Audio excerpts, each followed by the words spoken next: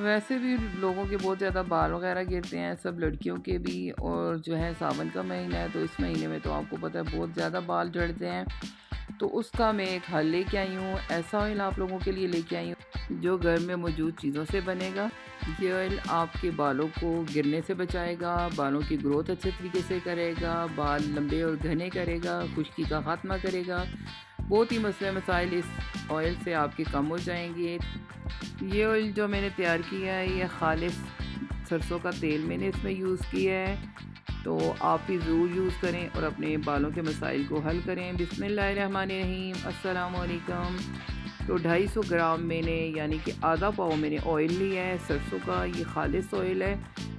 जितना आपका ऑयल अच्छा होगा और ओरिजिनल घर की चीज़ें इसमें डलेंगी तो बहुत ही अच्छा ऑयल बनेगा।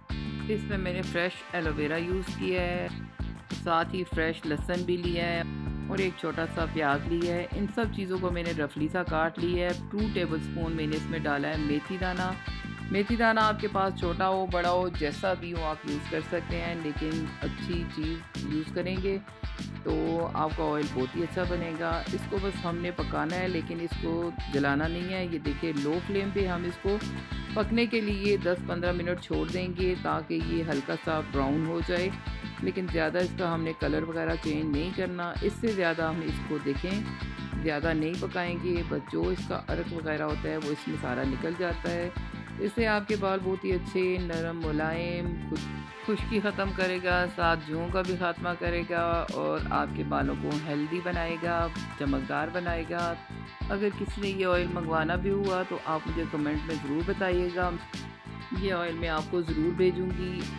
आप यकीन माने सदियों पुराना ये इस तरीके से सारे लोग बनाते थे ऑयल, और इनके बाल इतने मजबूत घने और चमकदार होते थे। आजकल ये हम लोग जो महंगे महंगे केमिकल वाले शैम्पू यूज़ करते हैं, इनसे हमारे बाल बहुत ही ज़्यादा जो है वो गिरने लग गए हैं। बस सब लोगों के बाल बस नाम के सरों पे रह गए हैं, इसीलिए लोग देखें और क्या क्या चीज़ें यूज़ करते हैं। तो ये देखिए बस अच्छे तरीके से हमने इसको ठंडा करके छान लिया है। इस ऑयल को आप किसी खुश्क बोतल में डाल के अच्छे तरीके से काफ़ी टाइम तक यूज़ कर सकते हैं।